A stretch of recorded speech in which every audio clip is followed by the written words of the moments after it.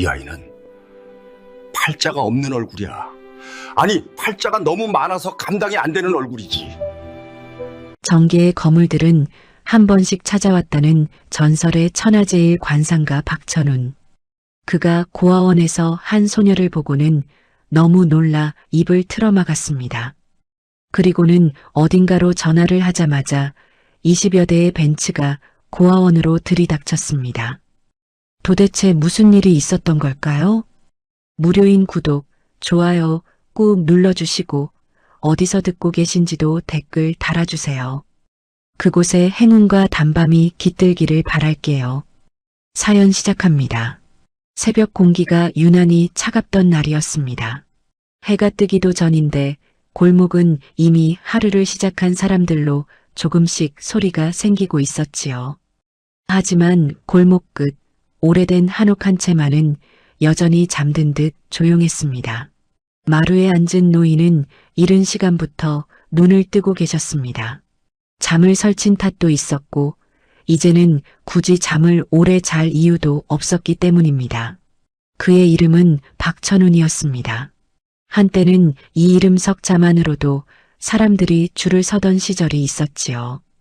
젊은 날에 그는 천하제일 관상가라 불렸습니다. 사람 얼굴을 한 번만 봐도 그 인생의 굴곡을 읽어낸다며 장사꾼도 정치인도 재벌도 그 앞에 앉았습니다. 잘 될 사람은 더 잘 되게, 안 될 사람은 미리 포기하게 만드는 얼굴을 가진 남자였지요. 하지만 지금 박천훈 앞에는 그 어떤 얼굴도 놓여있지 않았습니다. 그는 이미 사람 얼굴을 보지 않기로 한 지 오래였으니까요. 마루 옆 작은 탁자 위에는 오래된 돋보기가 놓여 있었습니다. 한때는 손에서 떨어지지 않던 물건이었지요. 그는 그 돋보기를 한번 쳐다보다가 천천히 손으로 덮어버립니다. 이제는 안 봅니다. 안 보는 게 맞지요. 말은 혼잣말이었지만 그 목소리에는 오랜 시간 쌓인 확신 같은 것이 묻어 있었습니다. 아니, 확신이라기보다는 다짐에 가까웠지요. 그는 얼굴 하나로 너무 많은 인생을 바꿔버렸습니다. 잘못 바꿔버린 인생도 있었고 돌이킬 수 없는 선택을 하게 만든 날도 있었습니다. 그 결과를 그는 말년에 와서야 똑똑히 보게 되었지요. 마당의 감나무 가지가 바람에 흔들립니다. 바삭한 소리가 귀에 들어오자 박천훈의 얼굴이 잠시 굳어집니다. 어쩐지 오래된 기억 하나가 그 소리에 실려 따라 들어온 듯 했기 때문입니다. 그날도 바람이 불었었죠. 젊은 부부가 아이를 안고 그의 앞에 앉아 있었습니다. 그 아이의 얼굴을 본 순간 그는 너무 쉽게 입을 열어버렸습니다. 이 아이는 집안을 뒤흔들 상입니다. 그 말 한마디가 어떤 선택으로 이어졌는지 그는 지금도 너무 잘 알고 있었습니다. 그래서였습니다. 그래서 그는 사람을 보지 않기로 한 것이었지요. 이제 와서 무슨 낯으로 또 다른 인생을 판단하겠습니까? 그때였습니다. 대문 밖에서 조심스러운 발소리가 들렸습니다. 그리고 곧 낮고 공손한 목소리가 따라옵니다. 계십니까, 박 선생님? 박천훈은 대답하지 않았습니다. 그런 방문은 이제 익숙했기 때문입니다. 여전히 누군가는 그를 찾았고 그는 여전히 문을 열지 않았지요. 잠시 후 다시 목소리가 들립니다. 선생님, 부탁 하나만 드리려고 왔습니다. 그는 천천히 눈을 감았다가 다시 뜹니다. 부탁이라는 말, 그 단어가 사람을 얼마나 쉽게 흔드는지 그는 누구보다 잘 알고 있었으니까요. 아이들입니다. 그 한마디에 박천훈의 손끝이 미세하게 떨립니다. 보육원 아이들인데요. 얼굴 좀 그냥 한 번만 봐주시면 안 될까요? 대문 너머의 사람은 더 말을 잇지 않았습니다. 억지로 설득하지도 않았고 사정을 길게 늘어놓지도 않았습니다. 그저 기다리고 있었지요. 박천훈은 한숨을 길게 내쉽니다. 보육원이라는 단어가 왜 이렇게 마음에 걸리는지 그는 스스로도 이해하지 못했습니다. 나는 이제 그런 일 안 합니다. 낮게 내뱉은 말은 분명 거절이었지만 그의 마음 한편에서는 이미 작은 균열이 생기고 있었습니다. 얼굴도 모르는 아이들. 아직 아무것도 선택하지 못한 인생들. 그 얼굴을 그가 정말 끝까지 외면해도 되는 걸까요? 잠시 침묵이 흐릅니다. 그리고 그는 결국 자리에서 일어납니다. 지팡이를 짚는 손에 힘이 들어갑니다. 한 번뿐입니다. 그 말이 누구에게 한 말이었는지 아니면 자기 자신에게 한 말이었는지 그는 알지 못했습니다. 다만 그 순간 박천우는 몰랐습니다. 그 한 번의 선택이 다시 한번 수십 년 묻어두었던 인생 하나를 세상 밖으로 끌어올리게 될 줄은 말이지요. 그리고 그 아이의 얼굴 앞에 머지않아 검은 벤츠들이 줄지어 멈춰 서게 될 줄도 아직은 알지 못했습니다. 마당은 생각보다 조용했습니다. 아이들이 많은 곳이면 늘 시끌벅적할 거라 생각했는데 이른 시간 탓인지 아이들은 줄을 맞춰 앉아 있었지요. 마치 누군가에게 평가받는 자리에 익숙해진 얼굴들이었습니다. 박천우는 현관에 들어서는 순간 낯선 냄새 하나를 느꼈습니다. 세제 냄새와 밥 냄새가 섞인 어디서나 맡을 수 있는 생활의 냄새였지만 그에게는 유독 무겁게 다가왔습니다. 아이들이 많아 소란스러우실까 봐요. 보육원 원장의 말에 그는 가볍게 고개만 끄덕입니다. 괜찮다는 말은 하지 않았습니다. 괜찮지 않았기 때문이지요. 아이들은 하나같이 단정한 옷차림이었습니다.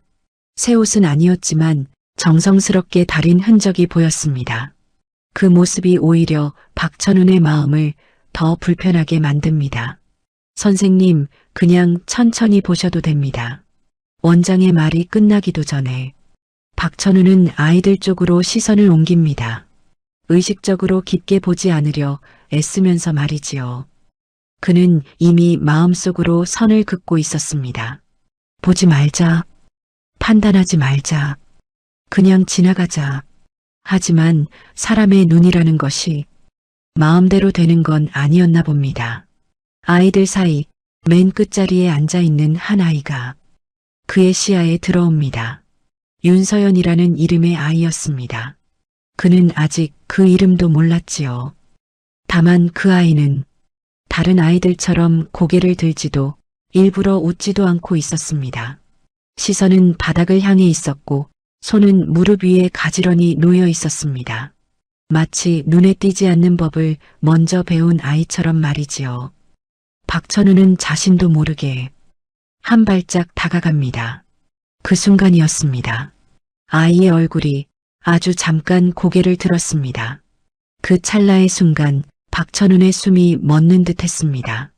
눈이 먼저 보였습니다. 맑았습니다. 그런데 이상하게도 맑기만 한 눈이 아니었습니다. 그 안에는 기다림이 있었고 체념이 있었고 그 모든 것을 삼킨 조용한 포기가 함께 담겨 있었습니다. 박천운의 입술이 미세하게 벌어집니다. 말이 나오지 않았습니다. 평생 수많은 얼굴을 보며 순간적인 판단을 내려왔던 그였지만 이번에는 단 한 단어도 떠오르지 않았지요. 아이의 얼굴에는 웃음이 없었습니다. 그렇다고 슬픔만 있는 것도 아니었습니다. 마치 웃고 울었던 기억이 동시에 눌러앉은 얼굴처럼 보였습니다. 그는 자신도 모르게 한 손으로 지팡이를 더 꽉 움켜쥡니다. 이 아이는 말이 튀어나올 뻔했습니다. 하지만 그는 입을 다뭅니다. 그 한마디가 어떤 결과를 낳는지 이제는 너무 잘 알고 있었으니까요. 원장은 그의 침묵을 눈치챕니다.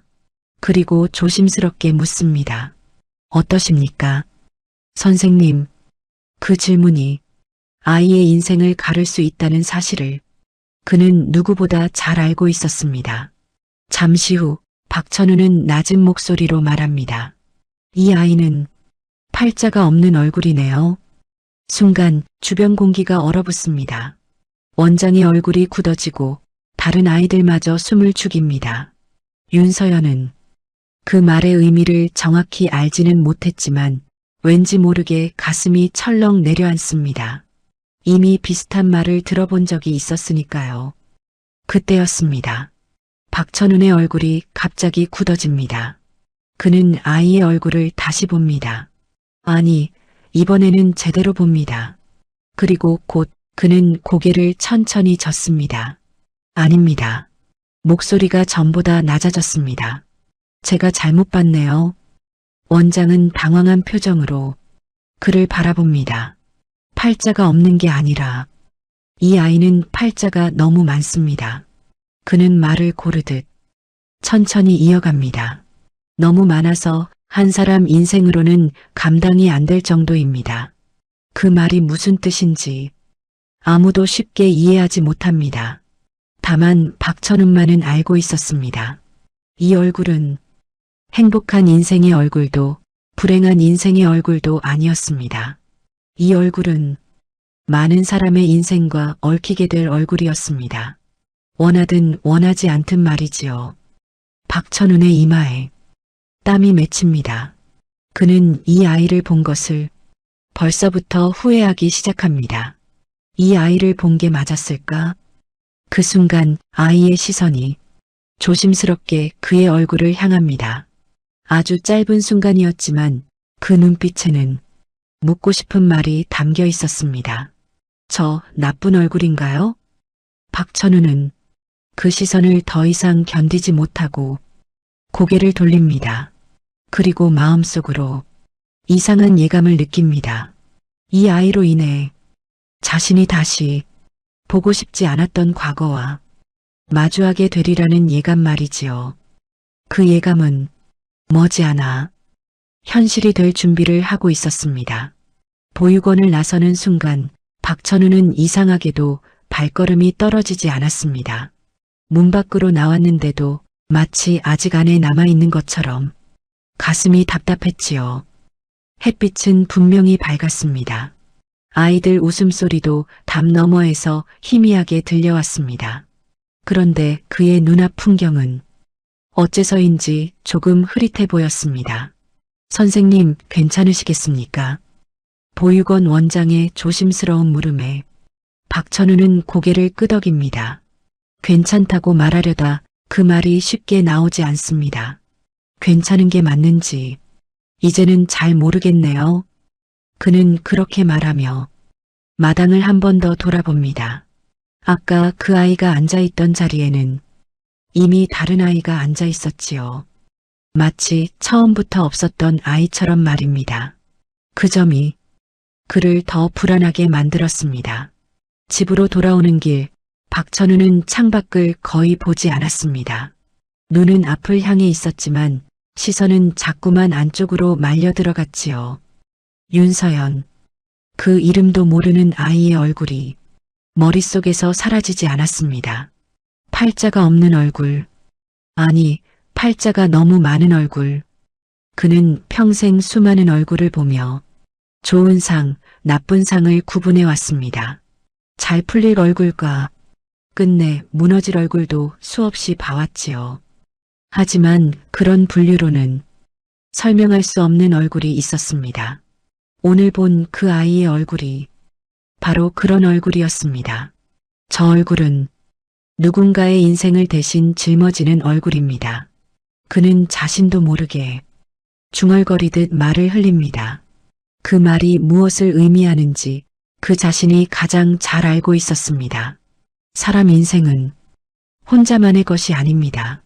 누군가의 선택 하나가 다른 누군가의 삶을 송두리째 바꾸기도 하지요. 그리고 그런 얼굴은 언제나 큰 움직임을 불러왔습니다. 집에 도착한 박천훈은 신발도 제대로 벗지 않은 채 방 안으로 들어섭니다. 그는 서랍 깊숙이 넣어두었던 옛 노트를 꺼냅니다. 수십 년 전부터 써내려간 기록들, 사람 얼굴과 그 뒤에 따라온 인생들이 빼곡히 적혀있는 노트였습니다. 그는 한 장 한 장 넘기다가 어느 페이지에서 손을 멈춥니다. 거기에는 익숙한 문장이 적혀 있었습니다. 이 얼굴은 반드시 돌아온다. 그는 한동안 그 문장을 가만히 바라봅니다. 누구의 얼굴을 두고 썼던 말인지 이제는 정확히 기억나지 않았습니다. 다만 그 문장이 적힌 뒤 그의 인생에도 큰 균열이 생겼다는 사실만은 분명히 기억하고 있었습니다.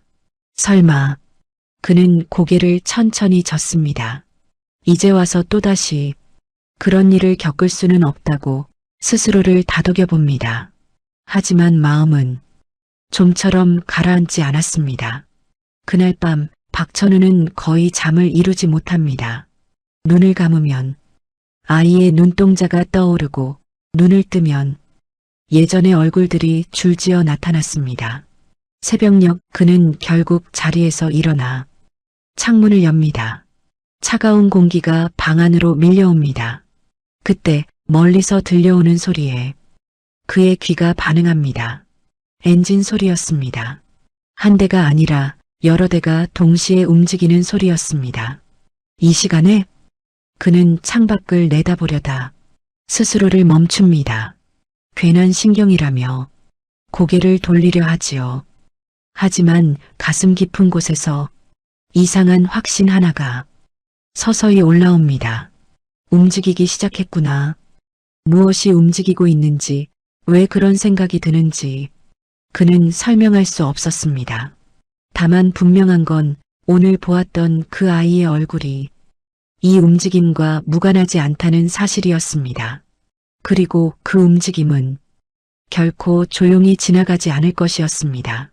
며칠 안으로 그 아이가 있는 곳에 사람들의 시선이 몰릴 것이고 그의 이름 역시 다시 세상 위로 떠오르게 되겠지요. 박천우는 창문을 닫으며 낮게 말합니다. 이번엔 과연 피해갈 수 있을까요? 대답은 없었습니다. 하지만 그의 가슴 속에서는 이미 알고 있었습니다. 이제 시작이라는 것을요. 그리고 이 시작이 그 아이 앞에 상상도 못할 풍경을 끌고 오게 될 것이라는 사실을 말입니다. 그날 아침 보육원 앞 골목은 평소와 다르지 않아 보였습니다. 아이들은 정해진 시간에 나와줄을 서고 주방에서는 국 끓는 소리가 잔잔히 퍼졌지요. 늘 그렇듯 평범한 하루의 시작이었습니다. 하지만 이상하게도 원장은 아침부터 마음이 편치 않았습니다. 어제 박천훈이 남기고 간 말이 자꾸만 머릿속을 맴돌았기 때문입니다. 큰 움직임이 옵니다. 그 말이 무엇을 뜻하는지 원장도 정확히 알지는 못했습니다. 다만 괜히 넘길 수 있는 말은 아니라고 느꼈지요. 아이들이 식당으로 들어간 직후였습니다. 골목 끝에서 낯선 소리가 들려옵니다. 엔진 소리였습니다. 그런데 한 대가 아니었습니다. 조용한 골목과는 어울리지 않는 묵직하고 낮은 소리가 연달아 이어졌습니다. 원장이 고개를 들었을 때 골목 입구로 검은 차 한 대가 들어옵니다. 곧이어 또 한 대, 그리고 또 한 대가 뒤따라옵니다. 벤츠였습니다. 그것도 누가 봐도 값비싼 차들이었지요. 차들은 보육원 앞에 일렬로 멈춰섭니다. 하나, 둘, 셋. 열을 세기도 전에 원장은 숨을 삼킵니다. 20대였습니다. 정확히 20대. 골목은 순식간에 말이 없어집니다. 아이들 웃음소리도 부엌의 소리도 모두 멎어버렸지요. 무슨 일이야? 아이들 몇이 창문 너머로 고개를 내밉니다. 눈이 커지고 입이 벌어집니다. 와, 저거 텔레비전에서 본 거야. 아이의 작은 말이 유난히 크게 들립니다. 원장은 급히 아이들을 물립니다. 들어가 있어요. 밖에 나오면 안 됩니다. 아이들은 이유도 모른 채 식당 안으로 돌아갑니다. 그러나 시선은 여전히 창밖에 고정돼 있었습니다. 그때 가운데 차의 문이 열립니다. 사람들은 자연스럽게 한 인물을 떠올립니다. 이런 차, 이런 행렬이라면 분명 대단한 사람이 내릴 거라고 생각했지요. 하지만 차에서 내린 사람은 운전기사였습니다. 정장을 말끔히 차려입은 그는 주위를 한번 둘러본 뒤 보육원 쪽으로 걸어옵니다. 걸음걸이는 급하지도 서두르지도 않았습니다. 그는 원장 앞에 멈춰서서 정중히 고개를 숙입니다. 여기 박천은 선생님 계십니까? 그 한마디에 원장의 표정이 굳어집니다. 순간 머릿속에서 어젯밤의 불안이 또렷하게 떠오릅니다. 아니요. 지금은 안 계십니다만 원장은 말을 흐립니다. 그 이름이 이런 상황에서 나올 줄은 전혀 예상하지 못했지요. 운전기사는 잠시 고개를 끄덕입니다. 그리고 준비한 듯 명함 한 장을 내밉니다. 원장은 명함을 받아든 순간 숨을 들이마십니다. 김만수, 대한민국에서 그 이름을 모르는 사람은 거의 없었습니다. 신문에서, 뉴스에서 한 번쯤은 봤을 이름이었지요. 선생님께 전해주시기만 하면 됩니다. 운전기사는 더 설명하지 않습니다. 부탁도 협박도 없었습니다. 그저 전달만을 원했지요. 소녀는 아무도 부르지 않으십니까? 원장이 조심스럽게 묻자 운전기사는 고개를 젓습니다. 아닙니다. 아이와는 상관없습니다. 그 말이 원장을 더 혼란스럽게 만듭니다. 모두가 같은 생각을 하고 있었기 때문이지요. 저 아이 때문이 아니라고. 보육원 마당 한쪽에서 윤서연이 창가에 서 있었습니다. 아이들 사이에 섞여 있었지만 그녀는 누구보다 조용히 이 장면을 보고 있었습니다. 자신을 보러 온 사람들일 거라 생각하지는 않았습니다. 그럴 이유가 없다는 것도 이미 알고 있었지요. 그런데도 이상하게 가슴이 두근거립니다.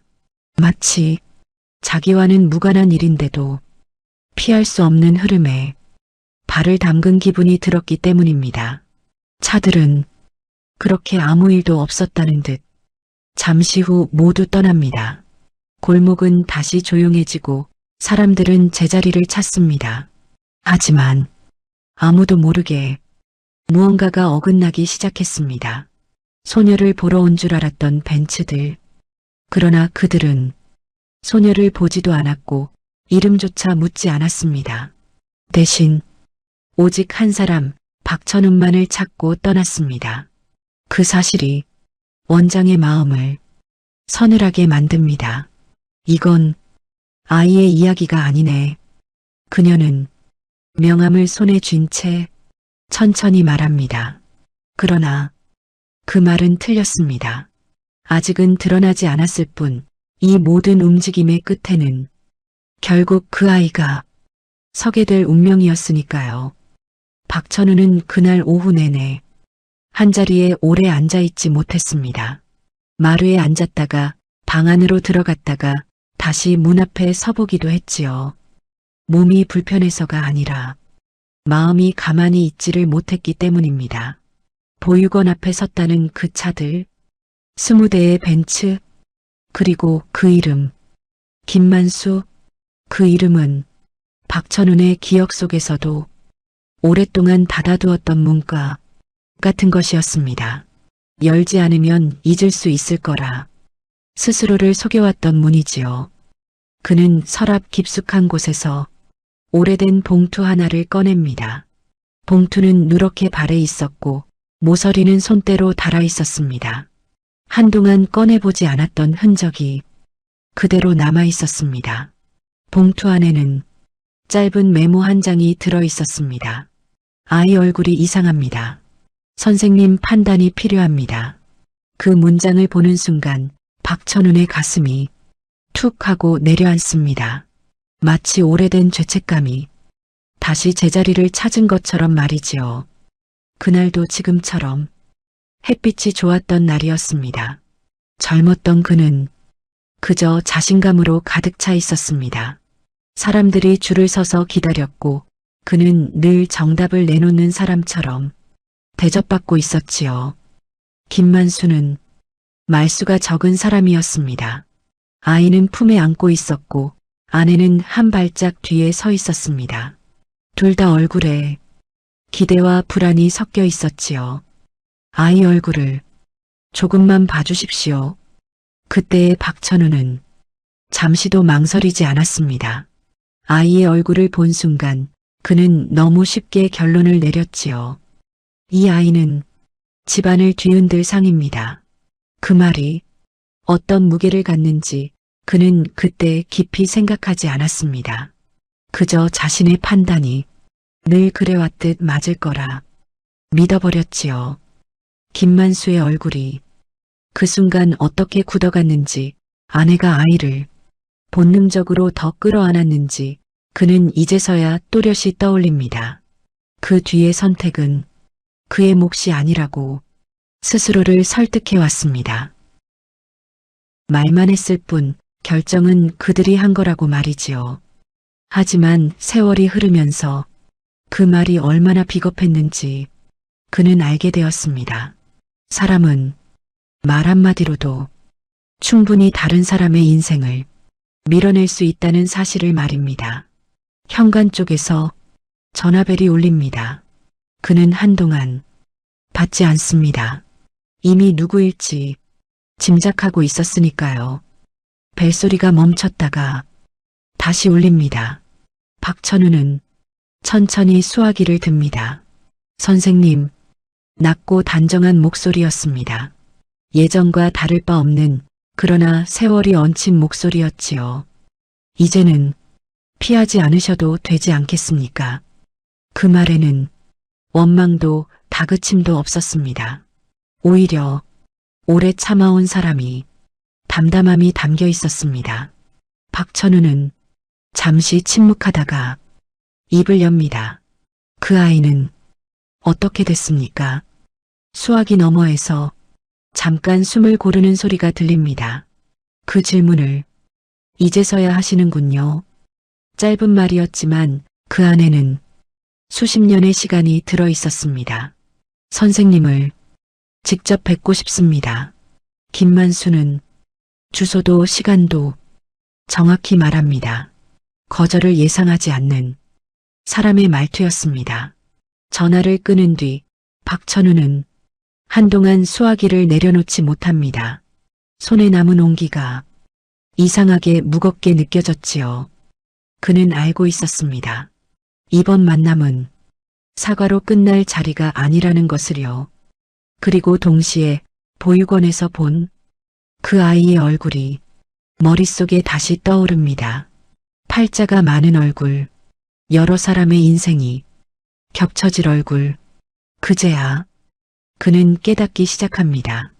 이번에 열리는 문은 과거 하나로 끝나지 않을 거라는 것을, 그리고 그 문 너머에는 자신이 가장 마주하고 싶지 않았던 진짜 질문이 기다리고 있으리라는 사실을 말입니다.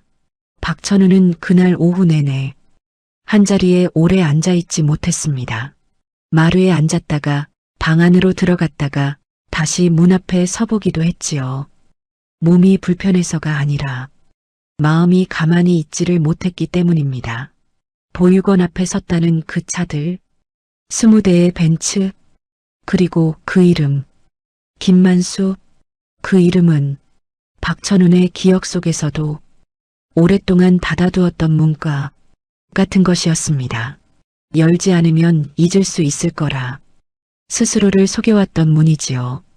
그는 서랍 깊숙한 곳에서 오래된 봉투 하나를 꺼냅니다. 봉투는 누렇게 발에 있었고 모서리는 손때로 달아 있었습니다. 한동안 꺼내보지 않았던 흔적이 그대로 남아 있었습니다. 봉투 안에는 짧은 메모 한 장이 들어 있었습니다. 아이 얼굴이 이상합니다. 선생님 판단이 필요합니다. 그 문장을 보는 순간 박천운의 가슴이 툭 하고 내려앉습니다. 마치 오래된 죄책감이 다시 제자리를 찾은 것처럼 말이지요. 그날도 지금처럼 햇빛이 좋았던 날이었습니다. 젊었던 그는 그저 자신감으로 가득 차 있었습니다. 사람들이 줄을 서서 기다렸고 그는 늘 정답을 내놓는 사람처럼 대접받고 있었지요. 김만수는 말수가 적은 사람이었습니다. 아이는 품에 안고 있었고 아내는 한 발짝 뒤에 서 있었습니다. 둘 다 얼굴에 기대와 불안이 섞여 있었지요. 아이 얼굴을 조금만 봐주십시오. 그때의 박천우는 잠시도 망설이지 않았습니다. 아이의 얼굴을 본 순간 그는 너무 쉽게 결론을 내렸지요. 이 아이는 집안을 뒤흔들 상입니다. 그 말이 어떤 무게를 갖는지 그는 그때 깊이 생각하지 않았습니다. 그저 자신의 판단이 늘 그래왔듯 맞을 거라 믿어버렸지요. 김만수의 얼굴이 그 순간 어떻게 굳어갔는지, 아내가 아이를 본능적으로 더 끌어안았는지 그는 이제서야 또렷이 떠올립니다. 그 뒤의 선택은 그의 몫이 아니라고 스스로를 설득해왔습니다. 말만 했을 뿐 결정은 그들이 한 거라고 말이지요. 하지만 세월이 흐르면서 그 말이 얼마나 비겁했는지 그는 알게 되었습니다. 사람은 말 한마디로도 충분히 다른 사람의 인생을 밀어낼 수 있다는 사실을 말입니다. 현관 쪽에서 전화벨이 울립니다. 그는 한동안 받지 않습니다. 이미 누구일지 짐작하고 있었으니까요. 벨소리가 멈췄다가 다시 울립니다. 박천우는 천천히 수화기를 듭니다. 선생님, 낮고 단정한 목소리였습니다. 예전과 다를 바 없는 그러나 세월이 얹힌 목소리였지요. 이제는 피하지 않으셔도 되지 않겠습니까? 그 말에는 원망도 다그침도 없었습니다. 오히려 오래 참아온 사람이 담담함이 담겨 있었습니다. 박천우는 잠시 침묵하다가 입을 엽니다. 그 아이는 어떻게 됐습니까? 수화기 너머에서 잠깐 숨을 고르는 소리가 들립니다. 그 질문을 이제서야 하시는군요. 짧은 말이었지만 그 안에는 수십 년의 시간이 들어 있었습니다. 선생님을 직접 뵙고 싶습니다. 김만수는 주소도 시간도 정확히 말합니다. 거절을 예상하지 않는 사람의 말투였습니다. 전화를 끊은 뒤 박천우는 한동안 수화기를 내려놓지 못합니다. 손에 남은 온기가 이상하게 무겁게 느껴졌지요. 그는 알고 있었습니다. 이번 만남은 사과로 끝날 자리가 아니라는 것을요. 그리고 동시에 보육원에서 본 그 아이의 얼굴이 머릿속에 다시 떠오릅니다. 팔자가 많은 얼굴, 여러 사람의 인생이 겹쳐질 얼굴. 그제야 그는 깨닫기 시작합니다.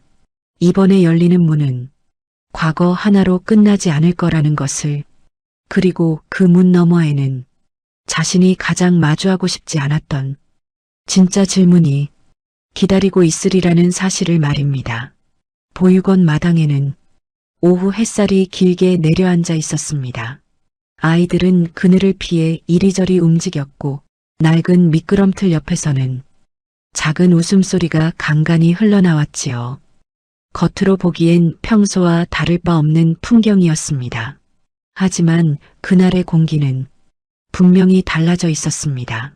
어른들만 느낄 수 있는 묵직한 긴장감이 보육원 전체를 감싸고 있었지요. 원장은 사무실 문을 여러 번 열었다 닫았다를 반복합니다. 책상 위에는 김만수의 명함이 놓여 있었습니다. 하얀 종이 한 장이었지만 그 무게는 결코 가볍지 않았습니다. 아이한테 말씀은 드려야겠지요. 혼잣말처럼 내뱉은 말에는 걱정과 계산이 함께 섞여 있었습니다. 아이를 보호해야 하는 마음과 이 기회를 놓쳐도 되는 건지에 대한 현실적인 고민이 엉켜 있었지요. 그 시각 윤서연은 아이들 틈에서 조용히 앉아 있었습니다. 어른들의 시선이 자꾸만 자기 쪽으로 향하고 있다는 것을 그녀는 이미 느끼고 있었습니다. 그 시선은 호기심도 기대도 어쩌면 부담도 섞여 있었습니다. 하지만 그 누구도 직접적으로 묻지는 않았지요. 서연아. 원장의 부름에 윤서연은 천천히 고개를 듭니다. 갑작스러운 일에도 놀라지 않는 얼굴이었습니다. 놀라는 법을 이미 오래전에 배워버린 아이처럼 말이지요. 사무실 안은 이상하게 조용했습니다. 시계 초침 소리가 유난히 크게 들릴 정도였지요. 요즘 불편한 건 없니? 그 질문은 너무 평범해서 오히려 더 불안하게 들렸습니다. 윤서연은 잠시 생각하다가 고개를 젓습니다. 괜찮아요. 짧은 대답이었지만 그 안에는 괜찮아야만 하는 아이의 습관이 담겨 있었습니다. 원장은 아이의 손을 한번 바라봅니다. 거칠지도 유난히 깨끗하지도 않은 손. 그 손이 어쩌면 곧 전혀 다른 선택 앞에 서게 될지도 모른다는 생각에 마음이 복잡해집니다. 혹시 어떤 사람이 널 찾는다면 말이야. 그 말이 끝까지 이어지지 못하고 공중에서 멈춥니다. 윤서연은 그 침묵을 먼저 받아들입니다. 저 때문인가요? 그 질문에 원장은 놀라 아이를 바라봅니다. 아무도 말해주지 않았는데 아이는 이미 자신이 중심에 서 있다는 걸 느끼고 있었던 것이지요. 아니야. 그런 건 아니고 말을 흐리며 원장은 고개를 돌립니다. 확신 없는 말이 아이에게 상처가 될까봐 차마 끝내지 못한 것이었습니다. 그날 저녁 보육원에는 또 다른 방문자가 찾아옵니다. 박천훈이었습니다. 그는 마당에 들어서는 순간 윤서연을 알아봅니다. 아이들 사이에 섞여 있어도 그 얼굴만은 쉽게 놓치지 않게 만드는 힘이 있었기 때문이지요. 윤서연 역시 그를 알아봅니다. 며칠 전 자신을 보고 한참 동안 말을 잇지 못했던 노인이라는 걸 기억하고 있었지요. 두 사람의 시선이 잠시 마주칩니다. 아주 짧은 순간이었지만 그 안에는 말로 설명할 수 없는 묘한 긴장이 흐릅니다. 박천우는 그 아이에게 다가가지 않습니다. 대신 조금 떨어진 자리에서 조용히 앉아 있습니다. 그는 이미 알고 있었습니다. 이 아이 앞에서 어떤 말도 쉽게 꺼내서는 안 된다는 것을요. 선택은 이 아이의 몫이어야 합니다. 그 생각이 머릿속에서 점점 또렷해집니다. 하지만 동시에 그 선택이 얼마나 무거운 것인지도 그는 잘 알고 있었습니다. 아이의 인생을 어른들의 사정으로 다시 흔들어도 되는 걸까요? 아니면 아무것도 말하지 않는 것이 과연 보호가 될 수 있을까요? 해가 지기 시작하고 마당의 그림자가 길어집니다. 윤서연은 혼자 그 그림자를 바라보며 조용히 서 있습니다. 그녀는 아직 아무것도 선택하지 않았습니다. 하지만 분명한 건 선택의 문 앞까지는 이미 와 있다는 사실이었습니다. 그리고 그 문은 아이 혼자서 열기엔 너무 크고 너무 무거워 보였습니다. 그날 밤 보육원에는 유난히 불이 늦게까지 켜져 있었습니다. 아이들은 이미 잠자리에 들었지만 쉽게 잠들지 못한 기척이 복도 끝까지 전해지고 있었지요. 윤서연 역시 이불을 덮은 채 눈을 감고 있었지만 잠은 오지 않았습니다. 낮 동안 어른들이 주고받던 말과 시선들이 자꾸만 머릿속에서 되살아났기 때문입니다. 괜찮니? 불편한 건 없니? 그 말들은 걱정처럼 들렸지만 어딘가 모르게 확인하는 말처럼 느껴졌습니다. 마치 자신이 어떤 답을 해야 하는지 이미 정해져 있는 질문 같았지요. 윤서연은 천천히 몸을 일으킵니다. 옆 침대에서 다른 아이의 고른 숨소리가 들려옵니다. 그 소리가 괜히 더 외롭게 느껴졌습니다. 그때 복도 쪽에서 낮은 목소리가 들립니다. 익숙한 목소리는 아니었지만 낯설다고 넘길 수 없는 묘한 긴장감이 섞여 있었습니다. 문틈 사이로 불빛이 새어나옵니다. 윤서연은 잠시 망설이다가 조심스럽게 문 쪽으로 다가갑니다. 사무실이었습니다. 문은 완전히 닫혀 있지 않았고 그 사이로 원장과 박천훈의 모습이 보입니다. 그리고 또 한 사람, 사진에서만 보았던 노인이 자리에 앉아 있었습니다. 김만수였습니다. 윤서연은 숨을 삼킵니다. 그 이름을 누군가 부르는 것을 낮에 이미 들었기 때문이지요. 아이에게 언제까지 숨길 겁니까? 박천훈의 목소리는 낮보다 훨씬 낮았습니다. 마치 자신을 다그치는 말처럼 들렸지요. 아직은 아이에게 너무 가혹한 이야기예요. 원장의 말에는 망설임이 묻어 있었습니다.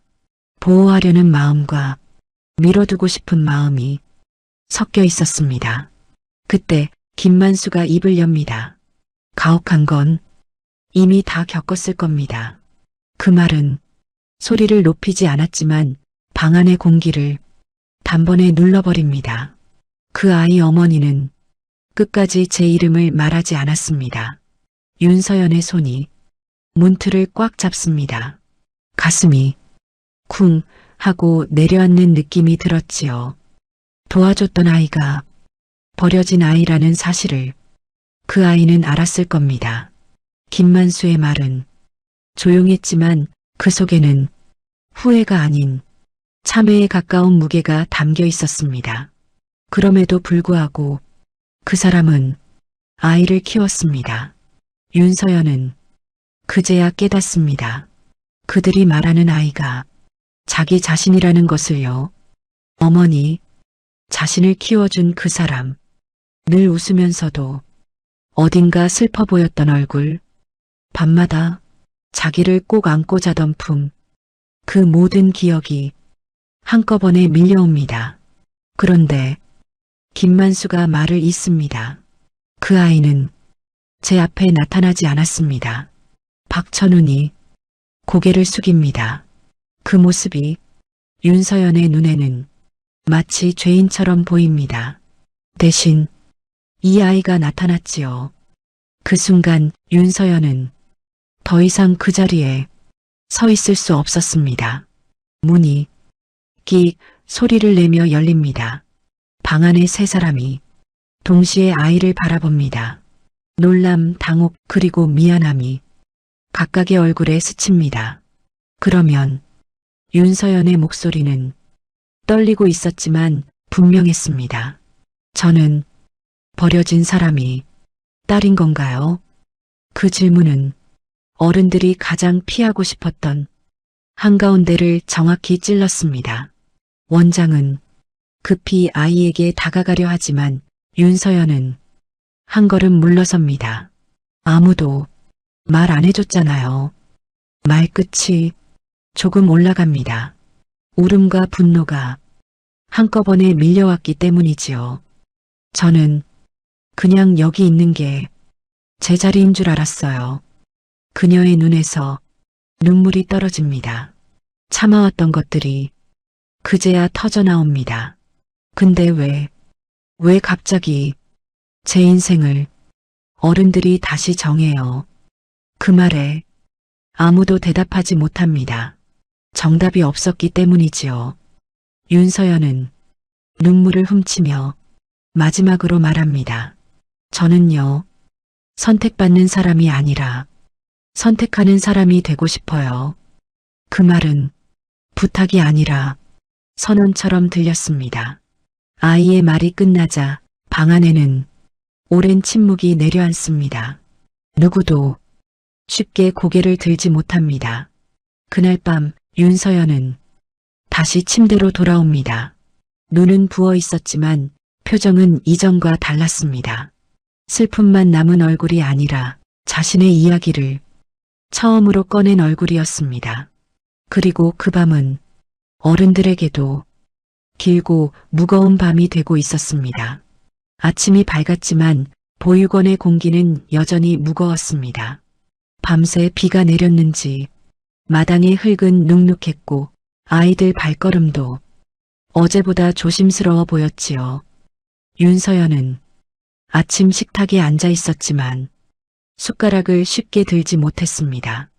밤새 울었던 흔적이 눈가에 그대로 남아 있었습니다. 하지만 고개는 숙이지 않았습니다. 피하지 않겠다는 얼굴이었지요. 그 시각 보육원 밖에는 또 한 번 낯선 차가 멈춰섭니다. 이번에는 20대가 아니었습니다. 단 한 대였지요. 김만수는 혼자서 차에서 내립니다. 수행원도 운전기사도 곁에 두지 않았습니다.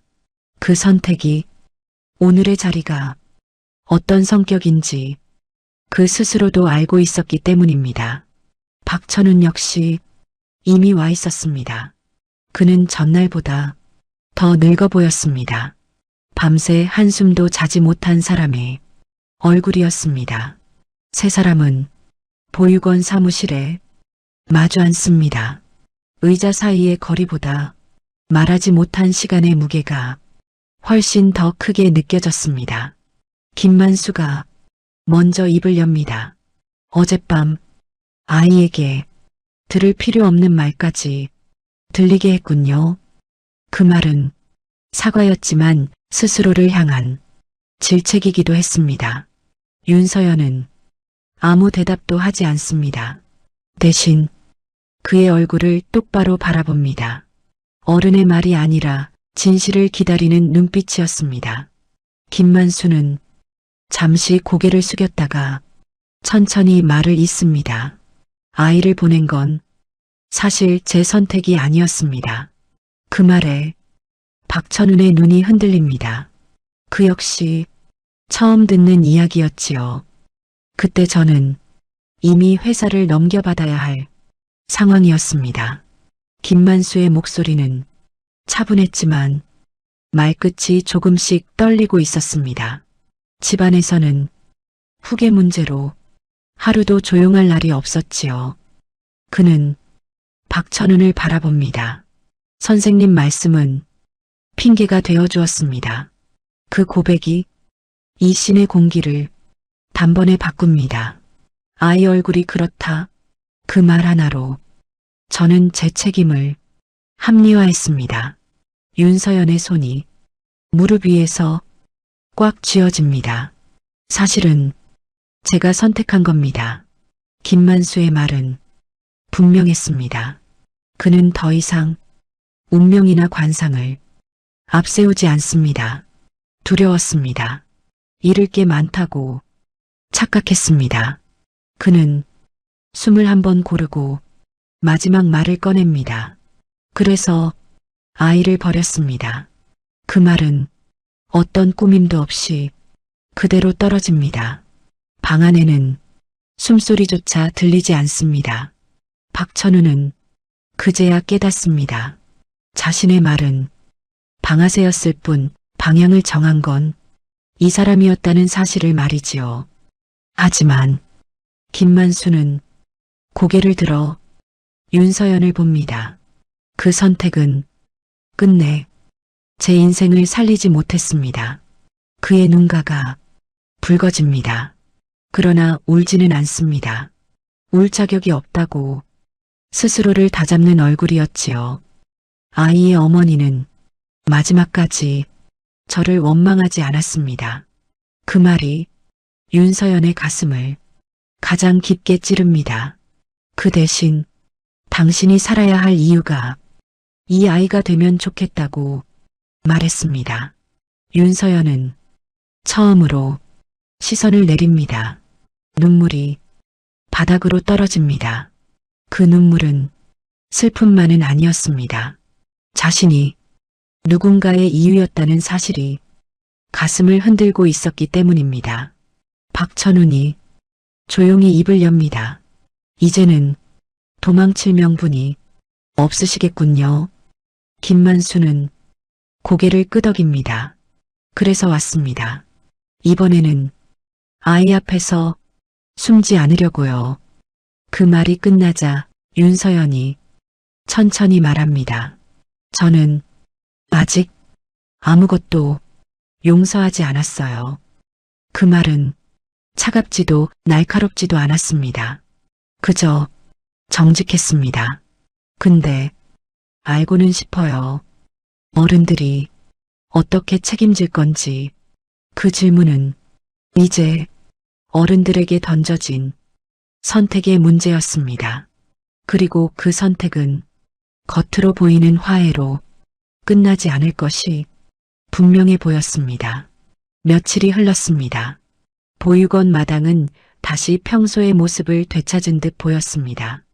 아이들은 아침이면 줄을 서고 식당에서는 국 냄새가 퍼지고 선생님들은 늘 하던 일을 반복하고 있었지요. 겉으로 보기엔 아무 일도 없었던 것처럼 모든 것이 제자리를 찾은 듯 했습니다. 윤서연 역시 다시 아이들 사이에 섞여 지내고 있었습니다. 웃지도 울지도 않는 얼굴, 그저 조용히 하루를 보내는 모습이었지요. 사람들은 그걸 안정이라고 불렀습니다. 하지만 박천훈의 눈에는 그 얼굴이 결코 편안해 보이지 않았습니다. 그는 요즘 자주 보육원을 찾고 있었습니다. 특별한 이유를 만들지도 않았고 아이들과 굳이 말을 섞지도 않았습니다. 그저 마당 한쪽에 앉아 아이들이 움직이는 모습을 조용히 지켜볼 뿐이었지요. 요즘은 좀 괜찮아 보이네요. 원장의 말에 박천우는 고개를 끄덕입니다. 괜찮아 보인다는 말이 얼마나 애매한 표현인지 그는 잘 알고 있었습니다. 보이는 것과 안에 있는 건 다를 때가 많지요. 그의 말에 원장은 잠시 말이 없습니다. 괜히 묻지 않은 질문이 가슴에 남아 있었기 때문입니다. 그날 오후 김만수가 다시 보육원을 찾습니다. 이번에는 차도 조용했고 사람도 많지 않았습니다. 마치 평범한 노인이 약속 장소에 온 것처럼 말이지요. 그는 윤서영과 마주 앉습니다. 이번에는 어른들만의 자리가 아니었습니다. 학교는 어렵지 않습니까? 그의 말은 조심스러웠습니다. 부모 흉내를 내지 않으려는 노력처럼 들렸지요. 윤서연은 짧게 고개를 젓습니다. 할만해요. 그 말에 김만수는 안도한 듯 미소를 짓습니다.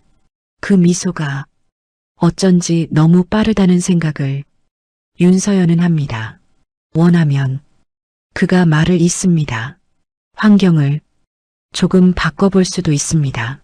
그 말은 배려처럼 들렸지만 윤서연의 가슴에는 다르게 꽂힙니다. 바꾼다는 건 어디까지인가요? 김만수는 잠시 말을 고릅니다. 학교도 사는 곳도. 그의 말이 끝나기 전에 윤서연은 고개를 듭니다. 그럼 여기는요? 짧은 질문이었지만 그 안에는 많은 의미가 담겨 있었습니다. 김만수는 대답하지 못합니다. 침묵이 그의 대답이었지요. 그 모습을 박천훈이 멀리서 지켜보고 있었습니다. 그는 이 장면이 왠지 익숙하다는 생각을 합니다. 선택을 주는 것처럼 보이지만 이미 방향이 정해진 제안. 그가 젊은 시절 수없이 봐왔던 장면이었지요. 며칠 뒤 보육원에는 작은 소문이 돌기 시작합니다. 서연이 곧 좋은 데 간다며. 이제 고생 끝이겠네. 어른들의 말은 축하처럼 들렸지만 아이들 사이에서는 다른 말로 번집니다. 이제 우리랑은 다르대. 윤서연은 그 말을 듣고도 아무 말도 하지 않습니다. 다만 점점 말수가 줄어듭니다. 그날 밤 박천우는 혼자 마루에 앉아 오래 생각합니다. 모든 것이 정리되는 것처럼 보이지만 정작 중요한 질문은 아직 남아 있었습니다. 이 아이는 정말 선택하고 있는가?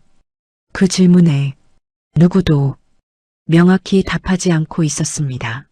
김만수 역시 집으로 돌아와 창가에 서 있습니다. 그는 스스로에게 말합니다. 이 정도면 책임진 거겠지. 그 말이 확신인지 자기 위안인지 그 자신도 알지 못합니다. 그리고 그날 밤 윤서연은 일기장에 짧은 문장을 적습니다. 모두가 좋아졌다고 말한다. 근데 나는 아직 여기 있다. 그 문장은 아무도 보지 못했지만 이야기는 아직 끝나지 않았다는 신호처럼 조용히 남아 있었습니다. 비가 다시 내리기 시작한 날이었습니다. 보육원 마당의 흙은 이미 충분히 젖어 있었는데도 하늘은 마치 더 씻어내야 할 것이 남아있다는 듯 조용히 빗줄기를 이어가고 있었지요. 윤서연은 창가에 앉아 빗물이 유리창을 타고 내려오는 모습을 바라보고 있었습니다. 마음속에서도 무언가가 그렇게 흘러내리고 있었지만 그게 무엇인지는 아직 정확히 알지 못했습니다. 그때 원장이 조심스럽게 문을 두드립니다. 서연아, 잠깐 이야기할 수 있을까? 그 목소리는 평소보다 훨씬 낮았고 결심을 오래 미룬 사람이 무게가 실려 있었습니다. 사무실 문이 닫히자 빗소리는 더 또렷하게 들립니다. 원장은 의자에 앉지 못하고 한동안 서 있다가 천천히 입을 엽니다. 이제는 말해야 할 것 같구나. 그 말 한마디에 윤서연은 본능적으로 등을 곧게 펴니다. 도망칠 수 없는 이야기가 시작된다는 걸 이미 느끼고 있었지요. 내 어머니 이야기를 우리는 다 알지 못했어. 원장의 말은 사과처럼 시작되었지만 곧 다른 방향으로 흐릅니다. 하지만 한 가지는 처음부터 알고 있었단다. 윤서연의 손이 무릎 위에서 천천히 굳어갑니다. 너를 이 보육원으로 데려온 사람이 누군지 그 말이 공기를 멈추게 합니다. 그 사람이 바로 나였어. 윤서연은 숨을 들이마셨다가 내쉬는 법을 잠시 잊어버립니다. 머릿속이 하얘집니다. 원장은 천천히 말을 이어갑니다. 말을 멈추면 다시 숨지 못할 것처럼 조심스러웠지요. 내 어머니가 세상을 떠나기 전날 나를 찾아왔어. 그날의 모습은 아직도 눈에 선하다고 말합니다. 아이를 품에 안고 몸은 이미 많이 지쳐 있었지만 눈만은 또렷했다고 말이지요. 그 사람은 너를 아무에게도 맡기고 싶지 않아 했어. 원장의 목소리가 조금씩 흔들립니다. 그런데 선택지가 없었단다. 그날 밤 윤서연의 어머니는 모든 걸 털어놓았다고 합니다. 버려진 아이를 도와주다 끝내 혼자가 되었고 그 아이가 자신의 전부가 되었다는 이야기까지 말이지요. 그리고 그 아이의 아버지가 누군지도 이미 알고 있었어. 윤서연의 눈동자가 크게 흔들립니다. 김만수라는 이름을 그 사람 입으로 처음 들었단다. 원장은 고개를 숙입니다. 하지만 그 사람은 그 이름을 너에게 남기고 싶어 하지 않았어. 왜냐고 묻지 않아도 이유는 이미 짐작할 수 있었습니다. 대신 이렇게 말했어. 원장은 당시의 말을 거의 그대로 옮깁니다. 이 아이가 누군가의 죄로 자라지 않았으면 좋겠다고. 그 말이 윤서연의 가슴을 세게 칩니다. 그래서 나는 선택했어. 원장은 처음으로 자신의 선택을 입에 올립니다. 너를 이곳으로 데려와 아무것도 모르는 아이로 자라게 하기로 보호라는 말로 덮어두었던 선택. 그 선택이 아이의 인생을 얼마나 오래 묶어두었는지 원장은 이제야 말합니다. 내가 아무것도 모른 채 자라면 상처도 덜 받을 거라 생각했어. 그 말이 윤서연을 조용히 무너뜨립니다. 그런데 윤서연이 처음으로 입을 엽니다. 저는 다 느끼고 있었어요. 목소리는 낮았지만 분명했습니다. 왜 어른들이 제 앞에서는 항상 조심스러웠는지, 왜 제 이름 앞에는 늘 설명이 빠졌는지. 원장은 아무 말도 하지 못합니다. 가장 가까운 사람이 진실을 숨겼다는 게 저한테는 제일 아파요. 그 말은 원망이 아니었습니다. 그저 사실이었습니다. 잠시 후 문 밖에서 발소리가 들립니다. 박천훈이었습니다. 그는 모든 이야기를 문 밖에서 듣고 있었습니다. 그리고 이제야 자신의 위치를 분명히 이해합니다. 선생님은 사람 얼굴을 너무 믿으셨고 저희는 침묵을 너무 믿었습니다. 그 말에 아무도 고개를 들지 못합니다. 진실은 누군가의 악의가 아니라 모두의 선택으로 만들어졌다는 사실이 이제야 분명해졌기 때문입니다. 그리고 그 진실은 이야기를 완전히 다른 방향으로 돌려놓고 있었습니다. 비는 어느새 그쳐 있었습니다. 보육원 마당에는 비에 씻긴 흙냄새가 은은하게 남아 있었고 나무잎 끝에는 아직 떨어지지 못한 물방울들이 천천히 흔들리고 있었지요. 윤서연은 아침 일찍 마당으로 나와 그 풍경을 바라보고 있었습니다. 어제까지 가슴을 짓누르던 말들과 얼굴들이 여전히 마음속에 남아 있었지만 이상하게도 숨은 조금 편해진 느낌이었습니다. 모든 것을 알게 되면 세상이 더 무거워질 줄 알았는데 오히려 이제야 발을 디딜 자리가 보이는 것 같았지요. 아이들이 하나둘 마당으로 나오기 시작합니다. 누군가는 공을 차고 누군가는 미끄럼틀에 오르며 아무 일도 없었다는 듯 웃고 떠듭니다. 그 평범한 모습이 윤서연의 눈에는 유난히 소중해 보였습니다. 그때 조용한 발소리가 들립니다. 박천훈이 마당 한쪽에 서 있었습니다. 그는 오늘도 아이들에게 다가가지 않습니다. 그저 조금 떨어진 자리에서 아이들의 하루를 바라보고 있었지요. 윤서연은 그를 한번 바라보다가 천천히 다가갑니다. 두 사람 사이에는 굳이 말을 꺼내지 않아도 전해지는 무언가가 있었습니다. 어제 다 들으셨죠? 윤서연의 말에 박천우는 고개를 끄덕입니다.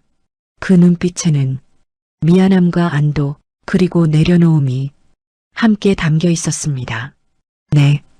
그리고 이제는 보지 않으려고 합니다. 그 말이 무슨 뜻인지 윤서연은 묻지 않습니다. 이미 알고 있었으니까요. 얼굴이 아니라 선택을 보겠습니다. 그 말에 윤서연은 잠시 생각하다가 작게 웃습니다. 아주 작은 미소였지만 그 안에는 결심이 담겨 있었습니다. 그날 오후 보육원에는 또 한 번 방문자가 찾아옵니다. 이번에는 어떤 행렬도 어떤 소란도 없었습니다. 김만수는 혼자 걸어 들어옵니다. 손에는 서류 가방 하나뿐이었습니다. 그는 사무실에서 원장과 박천훈을 만나고 잠시 뒤 윤서연 앞에 섭니다. 오늘은 결정을 들으러 왔습니다. 그 말은 부드러웠지만 물러서겠다는 사람이 각오가 담겨 있었습니다. 윤서연은 잠시 마당을 돌아봅니다. 아이들, 건물, 늘 지나던 길, 그 모든 것이 자기 삶의 일부라는 사실을 이제는 분명히 느끼고 있었습니다. 저는 지금은 여기 남고 싶어요. 그 말은 조심스러웠지만 흔들리지 않았습니다. 떠나지 않겠다는 게 아니라 도망치지 않고 잘하고 싶어요. 김만수는 아무 말도 하지 않습니다. 그저 고개를 깊이 숙입니다. 처음으로 아이의 선택을 가로막지 않는 어른의 모습이었습니다. 기다리겠습니다. 언제든 내가 부를 때. 그 말은 약속이 아니라 허락처럼 들렸습니다. 며칠 뒤 보육원 앞 도로에는 다시 차들이 들어섭니다. 하지만 이번에는 벤츠 20대가 아니었습니다. 아이들이 탈 작은 통학버스와 책이 실린 트럭 한 대, 그리고 조용한 인부들의 발걸음뿐이었습니다. 누군가의 소유가 아니라 누군가의 삶을 돕는 움직임. 그 차이는 분명히 느껴졌습니다. 박천우는 그 모습을 멀리서 바라보다가 조용히 고개를 숙입니다. 이제야 사람 얼굴이 조금 보이는 것 같네요. 윤서연은 그 말에 대답하지 않습니다. 대신 아이들 쪽으로 걸어갑니다. 자기 이름을 부르는 소리에 자연스럽게 돌아서면서 말이지요. 해가 기울고 마당에 긴 그림자가 드리워집니다. 윤서연의 얼굴에는 이제 두려움보다 시간이 담겨 있습니다. 아직 정해지지 않은 미래, 하지만 스스로 걸어갈 수 있다는 작은 확신 말이지요.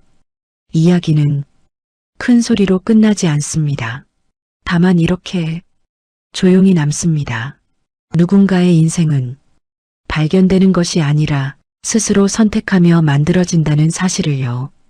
그리고 그 선택을 기다려주는 어른이 있을 때 세상은 조금은 덜 아프게 다음 날을 맞이할 수 있다는 것도 말입니다. 가슴에 남은 이야기를 계속 만나시려면 구독, 좋아요, 알림 설정 꾹 눌러주세요. 누군가의 관심과 응원이 그 사람의 삶을 변화시킬 수도 있습니다.